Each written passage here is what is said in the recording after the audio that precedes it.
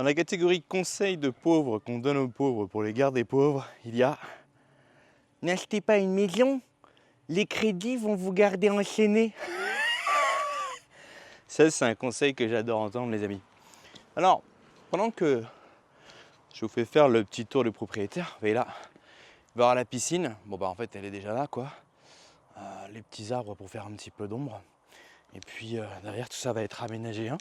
Alors, il y a un truc qui me fait rire sur Internet, beaucoup rire, c'est quand on explique aux pauvres, en fait, enfin à la masse, à la plèbe, qu'il ne faut pas faire de crédit parce que les crédits, ça t'enchaîne. Et en fait, il y a différents types d'influenceurs qui viennent te baratiner, qui viennent t'embêter hein, avec ce type de conseils stupides. Les premiers, en fait, ce sont les influenceurs qui sont vraiment riches. C'est des gros youtubeurs, mais qui s'adressent aux masses. Donc automatiquement, comme ils s'adressent aux masses, eh ben, ils vont devoir faire des titres un petit peu clivants, donc dire un peu le contraire de ce qu'on est, si vous voulez, habitué à entendre. Mais vous avez également du coup un autre type d'influenceurs qui vont tenir ce genre de discours. En fait, c'est des pauvres. C'est des pauvres qui vont se vanter de ne pas faire le crédit, disent moi j'ai pas de crédit, je ne fais pas de crédit, comme ça je reste libre.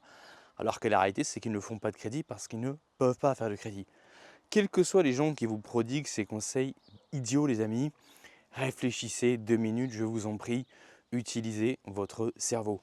La première chose que vous devez absolument comprendre les amis, c'est que quand vous payez un loyer, vous remboursez le crédit de quelqu'un. Donc quand vous dites je ne veux pas de crédit parce que ça m'enchaîne, si vous n'avez pas de crédit, vous avez donc un loyer. Et si vous avez un loyer à payer, vous remboursez le crédit de quelqu'un. Donc si lui il a un boulot au pied, ben, vous en avez un aussi et vous en avez un doublement puisque vous non seulement vous remboursez son crédit, mais en plus vous n'avez aucune plus-value.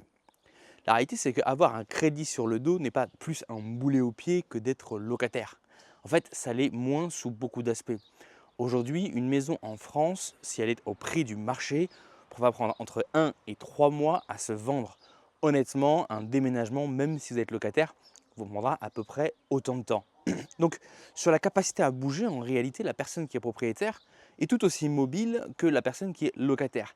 Et même, elle l'est peut-être plus. En tant que locataire, si vous voulez bouger, vous êtes obligé de déménager, ce qui est relativement chiant.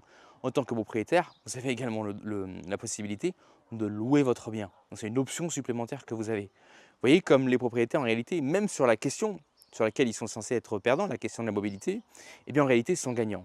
Mais en tant que propriétaire, vous avez aussi tellement plus d'avantages. L'un de ces avantages, c'est évidemment la plus-value. C'est-à-dire que vous payez tous les mois, certes, vous remboursez un prêt, mais vous remboursez un prêt qui vous a permis d'acheter un bien qui prend de la valeur. Et ce bien, eh bien, en 5 ans, en 10 ans, en 15 ans, en 20 ans, il a peut-être pris 20%, 50%, 100%, 200%, voire plus, en fonction des endroits où vous avez acheté. Pour vous prendre une petite anecdote, en Roumanie, ici où je suis, il y a un pote à moi qui avait acheté un appartement quand il a commencé ses études de médecine. 6 ans plus tard, le prix de l'appartement avait doublé. Comprenez que par rapport à tous les gens qui ont loué, il a évidemment été largement gagnant de cette opération. Encore un autre avantage côté propriétaire, c'est qu'en tant que propriétaire, vous pouvez jouir de votre bien comme vous l'entendez. Là, vous voyez, devant moi, il y a un gros labrador qui passe. En tant que locataire, peut-être qu'un propriétaire vous interdirait d'avoir des animaux domestiques. Pas de chat, pas de poisson, pas de hamster, pas de labrador. Alors qu'un propriétaire, vous faites ce que vous voulez de votre bien, vous pouvez avoir des animaux, vous êtes tranquille. Il y a encore un autre avantage à être propriétaire, c'est qu'il n'y a aucun risque d'être expulsé. Alors évidemment, en France, c'est extrêmement difficile d'expulser les mauvais payeurs, mais je pense que la plupart des gens qui suivent cette chaîne, vous n'êtes pas de la racaille, vous n'êtes pas des mauvais payeurs, vous n'êtes pas des clochards qui ont été squattés pendant des années dans des appartements. Vous êtes des gens qui voulaient vivre tranquillement, une vie en ordre, si possible, avec votre famille. Et si vous allez habiter dans un appartement, eh bien vous entendez y habiter le temps que vous souhaitez y rester, sans être dérangé par un propriétaire qui potentiellement vous dit « Ah, tu dois te casser parce que je vais vendre, parce que je vais rénover, parce que ma fille va venir habiter dedans ». Évidemment, hein, quand on est un squatter, quand on est un parasite, on s'en fout, on dit au propriétaire d'aller se faire foutre, on ferme la porte à clé, on cesse de répondre à ses affaires. Mais quand on est un citoyen honnête, on n'a pas envie de se prendre la tête avec ça en fait. On n'a pas envie de se prendre un procès au cul, on n'a pas envie d'avoir des huissiers qui viennent, on n'a pas envie d'avoir des procédures au cul. On a juste envie d'être tranquille et moi ça m'est déjà arrivé, un propriétaire m'a déjà dit je compte vendre, il va falloir que tu te casses. Et ben je me suis cassé pour être tranquille, vous voyez ce que je veux dire. Donc ça c'est encore un autre truc, hein, mais en tant que propriétaire, vous êtes chez vous, donc vous faites ce que vous voulez ou presque. Il y a aussi un incentive en tant que propriétaire à améliorer son bien. En tant que locataire, vous savez que si vous améliorez trop votre bien, bon déjà il y a un risque, hein, vous faites des trous dans les murs, etc. Le proprio peut vous emmerder pour ça. Mais vous savez que de toute façon, si vous vraiment vous améliorez beaucoup l'endroit où vous êtes, bah, c'est pas le vôtre. Vous voyez ce que je veux dire? Vous n'allez pas aller investir 15 000 € dans un jacuzzi avec une petite tonnelle, etc., dans une location. Ça n'a pas de sens. Alors, dans propriétaire, toutes les améliorations que vous faites pour que votre petit cocon soit encore plus confortable, bah, in fine, c'est quelque chose qui va réellement vous apporter de la valeur, puisque le jour où vous allez vendre, en fait, vous allez presque faire du profit sur ces investissements-là. Il quelque chose qui, à la base, est un coût, hein, par exemple l'investissement sur du gazon en plaque, ou bien des petits arbres dans le jardin, ou bien un jacuzzi, ou bien une piscine, eh bien, devient en réalité un centre de profit, puisque vous avez investi, je ne sais pas moi, 10 000, 20 000 € dans une piscine, bah, quand vous allez revendre, peut-être que vous allez pouvoir augmenter votre prix de 50 000 €, voire de 100 000 € en fonction du quartier dans lequel vous vivez, simplement parce qu'il y a un coin piscine. C'est encore un autre avantage pour le propriétaire. Mais enfin, de tous ces avantages, celui qui est le plus important et de loin, c'est cette histoire de plus-value. Et c'est pourquoi je vais insister là-dessus. Quand vous êtes propriétaire, le prêt que vous remboursez vous permet d'accéder à un bien qui est placé sur un marché. Ce marché, c'est le marché de l'immobilier. Donc le bien prend de la valeur. Généralement, contrairement à ce que beaucoup d'imbéciles racontent sur Internet, dans le monde réel, en tout cas c'est mon expérience personnelle et c'est l'expérience d'énormément de gens, le prix des loyers est généralement relativement proche du prix des mensualités du prêt que vous allez devoir payer. Il y a peut-être 100 ou 200 € de différence, mais généralement c'est presque la même chose. Maintenant imaginez, il y en a un qui va payer, je prends un exemple simple, 800 € par mois de loyer, alors que l'autre, pour avoir exactement le même bien, il paierait 1000 € par mois pour rembourser son prêt. Et dans les 1000 €, on va dire qu'il en est au début, bah, il y a 800 € qui vont pour payer simplement les intérêts du prêt et 200 € qui vont dans son capital. On va se dire, mais tu as vu comme tu te fais niquer par la banque, sur les 1000 € que tu payes, il n'y en a que 200 € qui vont dans ta maison et il y a 800 € qui vont pour la banque. Oh là là, oui évidemment, mais enfin le type qui est locataire, il a aussi 800 € qui sortent par les fenêtres tous les mois. L'énorme différence, c'est que le locataire, lui, l'argent qu'il fait sortir par les fenêtres, bah, c'est littéralement de l'argent perdu. Alors que le propriétaire, certes, il rembourse un prêt, mais un prêt qui lui a permis de mettre 200, 300, 400 000 € d'immobilier sur le marché. Et cet immobilier, il prend un pourcentage chaque année. Si vous avez un bien qui vaut 300 000 € et qui prend, on va dire, 5% par an, eh ben, ça vous fait 15 000 € qui viennent s'ajouter à votre capital chaque année. Et ça, le locataire, lui, c'est un univers de différence. En aucun cas, le locataire ne peut jouir ne serait-ce que d'un pourcentage de ces changements-là. Le propriétaire, en plus, est protégé contre l'inflation parce que si l'inflation augmente, les prix de l'immobilier augmentent, donc le prix de son bien augmente et le prix de ses loyers va juste augmenter ses loyers pour matcher l'inflation. Vous, en tant que locataire, bah, vous avez juste des loyers qui augmentent. Alors, pourquoi beaucoup d'imbéciles racontent sur Internet qu'il ne faut pas faire de crédit, qu'il ne faut pas acheter de maison? Je pense sincèrement que, comme je l'ai dit, hein, ou bien c'est des gens qui savent qu'ils sont en train de vous envoyer dans des voies de garage, mais ils disent ça pour vous faire cliquer, ou bien c'est des gens qui disent ça parce que derrière ils ont un truc à vous vendre, hein. Ils vont vous dire n'investis pas dans l'immobilier, investis dans mon shitcoin, investis dans mon lien affilié pour aller vers un broker, investis ici, investis là, mets de l'argent dans ma formation. Ils vont en fait vouloir que vous redirigiez votre argent dans quelque chose qui va servir leurs intérêts, ou bien tout simplement ce sont des clochards qui sont dans la merde et ils essaient en fait de coper, ils sont en train de construire en fait des films dans leur tête pour s'auto-convaincre que mais attends, mais c'est pas que j'ai pas accès au crédit, c'est qu'en fait j'ai pas envie de faire un crédit. Vous connaissez l'expression, quand on ne peut pas manger les raisins, on dit qu'ils sont trop mûrs. Et c'est vraiment ça que vous tapez sur Internet. Et honnêtement, c'est des conseils qui vous mettent des bâtons dans les roues, les amis. Prenez une feuille et prenez le temps à froid de calculer combien d'argent vous foutez par les fenêtres tous les mois en tant que locataire versus combien d'argent vous devriez mettre si vous aviez un prêt à rembourser. Et en n'oubliant surtout pas d'ajouter, quand vous faites votre simulation propriétaire, la plus-value que vous allez faire et l'argent qui vient s'accumuler à votre capital tous les ans et ce bien en fait qui prend de la valeur tous les ans. Parce que ça, c'est une différence fondamentale. Maintenant, je vais vous parler d'autre chose.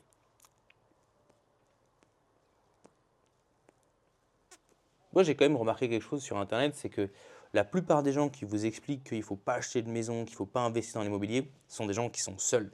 Ce sont des gens qui n'ont pas de famille, voire qui n'ont même pas de copine, qui n'ont même pas de femme. D'accord? Ce sont des gens qui sont seuls, ce sont des gens qui ont une vie qui n'a pas de sens. Mais dans le monde réel, en fait, vous allez voir que toutes les personnes qui ont un minimum de succès sur le plan financier, qui ont plus de 30 ans, allez, plus de 40 ans maximum, d'accord? Ils ont tous des maisons. Je me mets au défi de trouver un type qui a plus de 40 ans, qui est marié, qui a des enfants, qui a du succès financièrement parlant et qui n'est pas propriétaire. Ça n'existe pas. Vous allez trouver des gens de plus de 40 ans qui sont propriétaires, mais c'est parce qu'ils sont en galère sur le plan financier, d'accord? Ou bien qu'ils sont seuls, ils ont subi un divorce ou quoi que ce soit. L'achat d'une résidence principale est presque toujours une étape que l'on franchit quand on devient père de famille, chef de famille et qu'on commence à, ça commence à bien se passer sur le plan financier. L'achat d'une résidence principale, généralement, c'est un milestone en fait qui montre qu'un homme a accompli dans sa vie un certain niveau de succès financier et un certain niveau de succès relationnel. Et je sais que ça va faire mal à certaines personnes d'entendre ça. Mais sur cette chaîne, je n'aime pas vous baratiner, je n'aime pas vous raconter de la merde. Pourquoi les gens justement qui font des vidéos là-dessus vous racontent du baratin? Parce que ça vous fait du bien. Les gens vont vous dire non, non, non, la société nous impose des standards qui sont irréalistes, ça ne va pas nous rendre heureux. Mais arrêtez, c'est que le gars il dit ça parce que lui-même a plus de la cinquantaine, il est dans l'échec financier, il est dans l'échec relationnel, il est tout seul dans sa vie. Il vit dans un studio d'étudiants alors qu'il a 55 ans. Il vient vous expliquer, ou des fois même ils ont 25 ans, ils viennent vous expliquer sur internet ceci, ceci, cela. Mais l'arrêté c'est qu'il est en train de coper, l'arrêté c'est qu'il est en train de faire de la projection, l'arrêté c'est qu'il est en train de s'auto-convaincre que mais non, si je vis dans un studio, que j'ai pas de meuf, que j'ai pas de gosse, d'accord, bon, t'as pas de gosse, pas 25 ans, pas encore, mais après un certain âge, il faut quand même, je sais pas, il y a des questions à se poser quand même, tu vois. Ça, je me méfie aussi des mecs qui, passé un certain âge, vous expliquent qu'ils n'ont pas eu de gosse par choix. Des fois, ça peut être le cas, c'est vrai. Des fois, c'est des gens potentiellement. Moi, je connais quelqu'un, pour le coup, je vous en ai déjà parlé, mais c'est un mec qui est vraiment multimillionnaire, qui a 40-50 ans, qui n'a pas d'enfant. Mais vous savez pourquoi il n'a pas d'enfant? Bah parce que sa femme ne peut pas concevoir, putain. Donc, c'est pas qu'il veut pas, c'est qu'il peut pas. Ok, c'est complètement différent. Je vois des mecs sur internet qui, voilà, qui vont aller s'enterrer dans des chitots à l'autre bout du monde, d'accord, qui sont dans l'échec total, que ce soit sur le plan financier, que ce soit sur le plan relationnel, et qui vont vous expliquer, ou même qui sont en France, et qui vont vous expliquer que non, qu'en fait ils n'ont pas de crédit ou qu'ils n'ont pas d'enfants, mais qu'en fait c'est une volonté. Les amis, arrêtez de croire n'importe quoi, d'accord? Dans le monde réel, quand vous sortez d'Internet, les gens, s'ils n'ont pas de crédit, c'est qu'ils n'ont pas de thunes ou qu'ils n'ont pas de famille. Et s'ils n'ont pas d'enfants, dans la grande majorité des cas, c'est que tout simplement, ou bien leur meuf veut pas, ou bien c'est pareil, c'est peut-être une question de moyens, ou bien, je sais pas, mais généralement, c'est pas un indicateur positif. Je suis pas là pour vous juger, les amis. Je sais qu'il y a des gens qui ont des histoires de vie, des cheminements de vie qui vous sont propres, et c'est des questions très personnelles que j'aborde. Mais en fait, tu vois, il faut que j'essaie de garder une espèce d'équilibre entre, en même temps, vous dire la vérité, pas vous bullshiter, pas vous raconter de la merde, comme beaucoup de gens font sur Internet. En même temps, pas voilà, appuyer trop fort sur des plans qui peuvent être extrêmement sensibles et qui peuvent être de l'ordre personnel. Mais la réalité, les amis, c'est que la plupart des gens, quand une personne, comme j'ai expliqué, qui commence à avoir 35-40 ans, qui a un minimum de succès financier, qui a un minimum de succès relationnel, généralement, vous allez voir ces gens qui commencent à avoir un, deux enfants et qui vont vouloir acheter leur résidence principale, d'accord? Et moi, je pense personnellement que c'est pas un, comment dirais-je, un espèce de standard que la société nous impose. C'est plus ou moins quelque chose que tous inconsciemment, on sait que factuellement, ce sont réellement des critères de réussite. Alors, est-ce que il y a peut-être des gens qui vont se forcer en fait à avoir une vie qui ne leur plaît pas pour avoir ces critères de réussite, pour montrer leur réussite au monde extérieur, qu'à l'intérieur, ils ne sont pas heureux. Ça, c'est possible, d'accord? Mais c'est comme si je te disais, avoir une Lamborghini, c'est un critère de réussite. Mais bien sûr qu'avoir une Lamborghini, c'est un critère de réussite. Je veux dire, arrêtez d'être con 2 minutes. Bien sûr qu'avoir une Lamborghini, c'est un critère de réussite. Pour autant, il y a peut-être des gens qui se sont tués à la tâche toute leur vie pour avoir ce critère de réussite, parce qu'ils avaient eu des traumas dans leur enfance, d'accord? Et qu'ils ont prouvé quelque chose au monde ou prouvé quelque chose à leur père, d'accord? Qui vont avoir la Lamborghini, peut-être ils seront malheureux. Ça, c'est possible. Néanmoins, la Lamborghini reste un critère de réussite, je suis désolé de vous le dire. Et de la même manière, le fait d'être propriétaire de sa résidence principale et d'avoir une famille, surtout quand on commence à être un homme d'âge mûr, ce sont des critères de réussite. Ok, quand vous allez avoir des discussions, vous êtes par exemple dans un dîner mondain ou dans une réunion de famille et que vous avez un certain âge, d'accord, et que vous dites, voilà, moi j'ai pas de copine, moi j'ai pas d'enfant, moi je suis locataire, et s'il y en a un autre à l'autre bout de la table, c'est votre cousin, lui il est marié, il a 2 enfants et il est propriétaire, mais qui croyez-vous, qui va être perçu comme ayant le mieux réussi? Je veux dire, tu vois ce que je veux dire? Qui va être perçu? Alors oui, on va dire non, mais c'est des affaires de perception. D'accord, mais il n'y a pas de fumée sans feu, tu vois. Si on a cette perception-là, c'est pas pour rien. Et le fait d'être propriétaire, non seulement vous apporte un certain statut social, non seulement évidemment, non pas le signe qu'on est un normiste ou un PNJ ou un mouton ou qu'on est enchaîné à une banque ou je ne sais quelle bêtise, mais la réalité c'est que c'est un milestone sur le plan de votre cheminement de vie, ça va vous apporter une paix psychologique, comment dirais-je, en termes de stabilité, parce que vous savez que vous êtes chez vous, et en plus, ça va vous apporter, ça va vous bénéficier sur le plan financier pour toutes les raisons que j'ai dit avant. La réalité, c'est qu'aujourd'hui, si vous regardez en termes de démographique,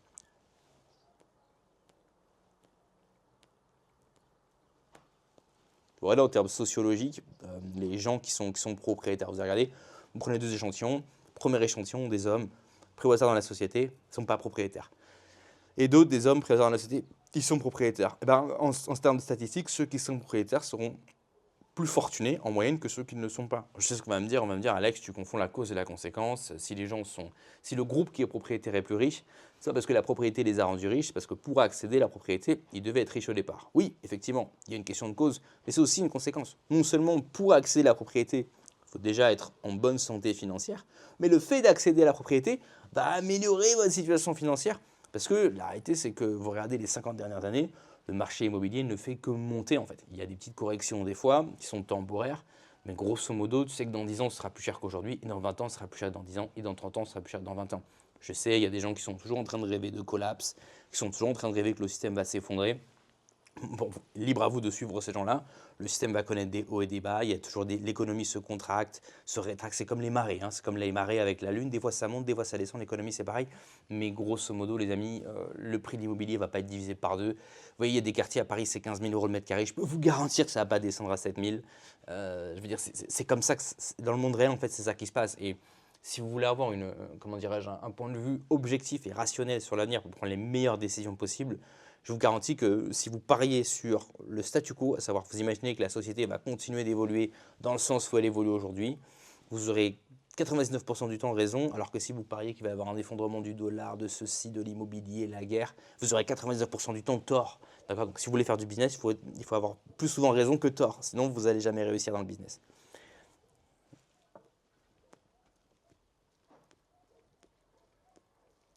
J'insiste encore sur un dernier point, c'est que les gens pensent ou veulent vous faire croire ou se disent à eux-mêmes, se racontent des histoires pour se faire du bien, qu'être propriétaire, c'est avoir un boulet au pied. Les amis, avoir accès au crédit. Toi, ça c'est encore une autre bêtise. Pourquoi les gens racontent ça? C'est parce que on leur a mis de la propagande dans la tête et une propagande qui vient aussi de pays qui ne fonctionnent pas comme la France, tu vois. Aux États-Unis, les Américains ont une capacité d'endettement qui est bien plus grande qu'en France. Pourquoi? Parce que l'Amérique, c'est un pays où les gens sont responsables, d'accord? Ils sont responsabilisés. C'est pourquoi en Amérique, vous êtes libre, par exemple, de ne pas acheter une assurance santé, ce qui est extrêmement risqué, mais vous en êtes libre. En France, on a un État nounou qui considère que les citoyens sont des enfants et qu'il ne faut pas les laisser prendre des décisions importantes par eux-mêmes, sinon ils vont faire de la merde. Et en réalité, ils ont raison, 99% du temps, les gens font de la merde.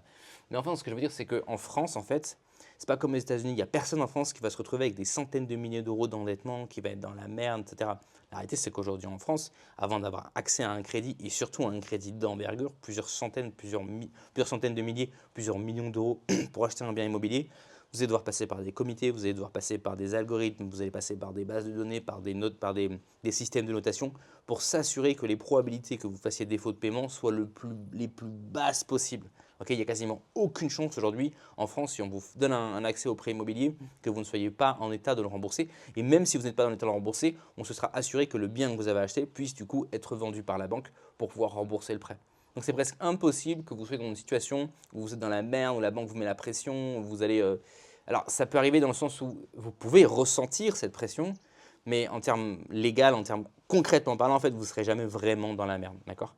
C'est pas comme, je sais pas, on va pas vous mettre en prison, on va pas vous dire, voilà, tu as 300 000 euros de dette à réparer, bah, tu vas devoir les payer jusqu'à la fin de ta vie. Ça n'existe pas en France. Aujourd'hui, en France en particulier, mais arrêtez, c'est même aux États-Unis, hein, mais en France en particulier, quand vous avez accès au crédit et quand vous avez accès à de gros crédits, il n'y a presque aucune chance que vous fassiez défaut de paiement parce que pour vous donner accès à ce crédit, eh bien, on s'est assuré que vous ayez une très bonne santé financière. Et c'est pourquoi on aime bien clasher les banques, dire les banques, oui, les banques prêtent qu'aux gens qui ont des CDI, les banques prêtent pas aux entrepreneurs. Bah oui, mais pourquoi les banques font ça? Parce que derrière, ils ont de la data, ils ont des bases de données. D'accord? Ils ont des algorithmes qui vont mathématiquement déterminer quels sont les profils qui sont les plus fiables. Et ça, c'est déterminé par rapport aux chiffres et aussi par rapport à la législation. D'accord? Pourquoi un profil CDI aujourd'hui en France est beaucoup plus fiable qu'un entrepreneur? Peut-être parce qu'on peut pas virer en France, on ne peut pas virer les gens. On ne peut pas virer les gens en France. Donc le type, il a un CDI, tu sais qu'il va payer. D'accord? Type entrepreneur, bah, le marché, pour le coup, son marché peut s'arrêter, son business peut s'arrêter, un concurrent peut arriver, il est en risque. Tu vois ce que je veux dire? Alors qu'un CDI, mais qu'un CDI, on ne peut pas le virer. Donc la banque sait qu'elle ne prend pas de risque. Tu vois la différence? Je veux dire, c'est ça la réalité. Donc, on clash beaucoup les banques, on aime dire que les banques sont aussi, les banques ça, mais arrêtez, c'est que les banques, elles ne veulent pas prendre de risques. Les banques, elles veulent être sûres à 100% que le mec il puisse rembourser son putain de prêt. Et elles vont mettre en place toute une série de systèmes mathématiques pour que, en termes de probabilité, elles sachent que le gars, c'est presque sûr qu'il va rembourser. C'est-à-dire quoi? C'est-à-dire qu'aujourd'hui, un type qui a contracté un prêt en France, ça veut dire qu'il est en bonne santé financière. Donc vous voyez ce que c'est? C'est ça la réalité en fait. Tu vois la différence entre ce qu'on te raconte sur Internet et ce qu'on te raconte dans la vraie vie. Sur Internet, on va te dire non, mais le crédit, ça te met un boulet au pied. Non, mais le crédit, tu es l'esclave des banques. Non, mais le crédit, tu perds de l'argent. Non, mais le crédit, c'est pas un bon investissement. toute une série de clochards sur Internet vont vous raconter ces bêtises-là. Maintenant, tu arrêtes 2 minutes d'écouter Internet, tu vas dans le monde réel. Dans le monde réel, les mecs qui ont accès à crédit sont tous des gens qui ont une très belle carrière, une très belle situation financière. Les mecs qui font des crédits sont presque tous des mecs justement qui vont acheter leur résidence principale parce qu'ils ont une famille. C'est-à-dire qu'ils ont déjà un niveau de succès au niveau relationnel, au niveau familial. Ces gens qui ont une femme, sont des gens qui ont des enfants, sont des gens qui sont insérés socialement. Les gens qui vont accès au crédit, ils vont avoir effectivement accès à un bien qui va prendre de la valeur avec le temps, ce qui fait que c'est ce qu'on appelle de l'épargne forcée. Ils vont avoir de l'oseille qui est investi tous les mois dans le marché de l'immobilier et qui va prendre de la valeur. Les gens qui ont accès au crédit, ça leur permet d'avoir une milestone sur le plan social, d'accord? Ça va augmenter leur statut social, c'est-à-dire qu'ils vont être mieux perçus par les autres. Les gens qui ont accès au crédit, ça leur donne une certaine paix psychologique, à savoir que ils savent que maintenant ils sont chez eux, ils font ce qu'ils veulent chez eux, d'accord? C'est déjà presque impossible aujourd'hui en France d'expulser un locataire, mais alors expulser un mec, imaginez qu'un mec va faire un crédit qu'il ne pourra pas payer et que demain la banque va saisir sa maison et le virer, ça doit arriver une fois sur 1 million. Okay, donc ça, c'est des scénarios dont on vous parle sur YouTube. Dans le monde réel, ça n'existe pas. La réalité, c'est qu'aujourd'hui, vous allez dans des banlieues chics, avec que des petites maisons, des choses comme ça, vous allez trouver quasiment que des gens qui sont fortunés. Okay, ici, en Roumanie, je le vois, quand je traîne dans des petites régions, des petites maisons, c'est que des mecs qui ont 40, 50 ans, qui commencent à avoir les cheveux grisonnants, ils ont tous les 4x4 allemands, d'accord? Ils ont des femmes qui ont 10, 20 ans de moins qu'eux, qui sont absolument magnifiques, okay, et qui sont en train d'arroser le jardin ou qui vont prendre leur deuxième véhicule pour aller chez le coiffeur ou je sais pas quoi. C'est que des mecs qui ont du succès. Je veux dire, c'est tu vois leur femme, tu te promènes dans ces résidences-là, tu vois leur femme, c'est que des avions de chasse. C'est que les mecs qui ont des enfants, qui ont des femmes magnifiques, qui ont une très belle vie en fait. Tu vois ce que je veux dire? Alors après, peut-être tu vas me dire, oui, mais peut-être qu'à son boulot, il prend la pression, etc. Peut-être qu'à son boulot, il prend la pression, peut-être que son patron est insupportable.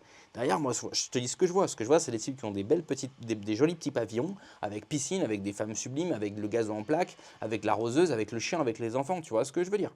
Et la réalité, c'est que même si aujourd'hui sur Internet, beaucoup de gens disent non, mais moi je veux pas d'une vie comme ça, la réalité, c'est que, je répète encore une fois, quand on est raisin, quand on ne peut pas manger le raisin, on dit qu'ils sont trop mûrs. De toutes les personnes qui vous disent, mais moi je veux pas de cette vie-là, je veux pas me marier, je veux pas d'enfants, je veux pas de crédit, mais en réalité, c'est qu'ils ne peuvent pas.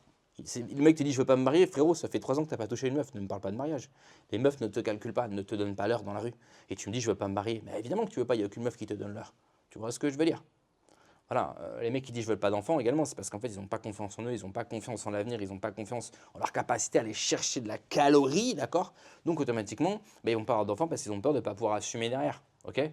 Ou bien parce qu'en fait ils sentent que dans leur couple ça bat un petit peu de l'aile, que la bonne femme elle est sur le point de se barrer, tous les 36 du mois, tous les mois elle pète une crise, elle menace de se barrer. Ou bien la meuf, des fois ça arrive, la meuf elle dit non moi je veux pas d'enfant parce qu'elle se sent pas en sécurité avec ce gars-là, parce qu'en fait le mec c'est pas quelqu'un qui a une énergie qui va mettre en confiance la femme. Et la femme, tu vois, elle va commencer à bafouiller, à bagayer, à lui dire mais t'es en galère, tu es dans la précarité, tu fais de l'intérim, on peut pas avoir d'enfant, tu vois ce que je veux dire? La réalité, c'est qu'aujourd'hui, beaucoup de gens vous disent qu'ils ne veulent pas d'enfant, mais la réalité, c'est que ils ne peuvent pas. Enfin, moi, je pense qu'ils peuvent, tu vois, il faut qu'ils se bougent le cul et qu'ils se sortent les doigts. Mais la réalité, c'est qu'ils sont dans des situations précaires qui leur font peur, qui les mettent dans une situation de manque, en fait, je t'ai déjà parlé, hein, mindset de l'abondance versus mindset du manque. Ils sont dans un mindset du manque où ils broient du noir en permanence. D'accord? Et c'est pour ça qu'en fait, ils vont pas vouloir de gosses. Ou alors que leur femme ne va pas vouloir de gosses, parce qu'ils ont peur, en fait. Tu vois ce que je veux dire? Et voilà. Donc, tu vois, entre les sottises qu'on raconte sur Internet et le monde réel, généralement, il y a un gouffre. Tu vois, il y a un putain de gouffre. Donc, faites attention, les amis, aux bêtises qu'on vous raconte. Si vous êtes dans la difficulté, si vous êtes dans la précarité, il y a de fortes chances que vous appréciez les chaînes YouTube de gens qui sont eux-mêmes en galère et qui eux-mêmes vont prêcher pour la galère, en fait. Ils vont prêcher pour leur paroisse, à savoir une paroisse qui se base sur la galère. Et YouTube, il va voir ça, il va vous en recommander d'autres. Vous allez voir que des losers comme ça sur Internet, vous dire qu'ils n'ont pas de meuf, ils n'ont pas d'enfants, ils n'ont pas de crédit, puis ils sont libres comme l'air. Tu vois, et vous allez aimer ça. Mais la réalité, les amis, c'est que ça vous met de la merde dans la tête. La réalité, c'est que ça devient ce qu'on appelle une echo chamber, une chambre à écho, c'est-à-dire que des losers qui se rassurent les uns les autres. Et vous ne comprenez pas que dans le monde réel, il y a des gens qui sont en train de coffrer à l'heure où je parle, et des gens qui sont en train d'emmagasiner des sous. Il y a Aldostérone qui a sorti une vidéo, là, c'était un type qui a fait 8 jobs en télétravail en même temps. Je ne sais pas si tu imagines, il a fait 8 jobs en télétravail en même temps. Je n'ai pas regardé la vidéo, mais imagine simplement qu'il fasse 3 000 € par job, ça fait 24 000 € par mois. Tu vois ce que je veux dire? Si le type il tient un mois comme ça, il a déjà un apport pour faire un crédit. Un mois. S'il tient un an comme ça, il peut acheter une maison cash, un appartement cash. Tu vois, il y a des gens qui sortent les doigts. Il y a des gens, c'est des malins, c'est des filous. Il y a des gens qui sont prêts à tout. Il y a des gens, pour faire 8 jobs en même temps, je te garantis que le mec, il devait enchaîner les Red Bull, il devait prendre les cafés, il devait prendre des cachetons, je sais pas ce qu'il prenait. Mais c'est un mec qui avait un niveau énergétique élevé. Tu vois, il n'a pas le temps d'écouter des pleureuses sur Internet. Tu vois ce que je veux dire? C'est juste un exemple parmi d'autres, mais pour que tu gardes bien en tête. Qu'à cette heure-ci, il y a des mecs qui sont en train de coffrer, il y a des mecs qui sont en train d'investir, il y a des mecs qui montent des business, il y a des mecs ce soir, ils vont cartoucher une meuf, c'est une 10 sur 10. La réalité, c'est que tu as toutes les meufs qui sont dans la rue là. Tu les vois passer les 10 sur 10, les meufs magnifiques elles te calculent pas, elles te donnent pas l'heure. Ce soir, elles vont toutes se faire cartoucher. Et elles vont pas se faire cartoucher par une autre meuf, elles vont se faire cartoucher par un mec. Je sais ce que tu vas me dire, oui, mais en fait, elles vont tous avec le même mec. Ça fait qu'il y a un mec qui en cartouche 10. C'est vrai dans une certaine mesure, mais en réalité, c'est que tu vois, dans les résidences de luxe, là, comme celle que je t'ai fait montrer la dernière fois, dans chaque maison, il y a une meuf et un mec. Ok, donc c'est un mec, une meuf. Tu vois ce que je veux dire? Il y a des mecs qui viennent choper, il y a des mecs qui chopent les meilleures opportunités et qui chopent aussi les meilleures meufs, tu vois. Et il y a des mecs qui se gavent, qui prennent l'oseille en fait qu'il y a sur le marché à prendre. Quand ils rentrent chez eux, ils cartouchent de la 10 sur 10. Et toi, tu es sur YouTube en train de zoomer, en train d'expliquer que c'est l'apocalypse, que le réchauffement climatique, que l'IA va prendre ton job, que ça va être la troisième guerre mondiale. Tu vois la différence entre le mindset, l'horizon mental de ceux qui gagnent et de ceux qui perdent. Je t'expliquais aussi pourquoi les perdants écoutent en permanence les nouvelles. Ça, c'est très, très, très toxique d'écouter les nouvelles en permanence. Parce que dans ces nouvelles, on va te mettre que des choses anxiogènes dans la tête. Tu vois ce que je veux dire? Fais attention à tout ça, cultive l'univers mental, applique des filtres sur les informations que tu laisses entrer dans ta tête. Et moi, si j'étais toi, dès que tu vois une news négative, que ce soit à la télé, sur Internet, dès que tu vois un loser, un chialeur, quelqu'un qui te fait peur, qui te met de l'anxiété, quelqu'un dont une fois que tu as fini d'écouter sa vidéo, tu te sens mal, tu te dis putain merde, le monde va s'écrouler, etc. Bloque ces gens-là, arrête d'écouter ces gens-là, écoute des gens qui te boostent, écoute des gens qui te poussent à aller de l'avant, d'accord? Et ça ne pourra que te faire du bien. Tu verras, si tu mets simplement cette diète informationnelle en place juste pendant un mois, tu vas voir au bout d'un mois, comme ton niveau de sérotonine est beaucoup plus élevé, tes niveaux d'énergie sont beaucoup plus élevés, tu as de l'entrain, tu as envie de passer à l'action, tu as envie de faire des choses, tu as l'impression que le monde est rempli d'opportunités. Et crois-moi, le monde est rempli d'opportunités. Et comme je dis toujours, l'une des opportunités que moi je recommande le plus, c'est l'arbitrage Airbnb.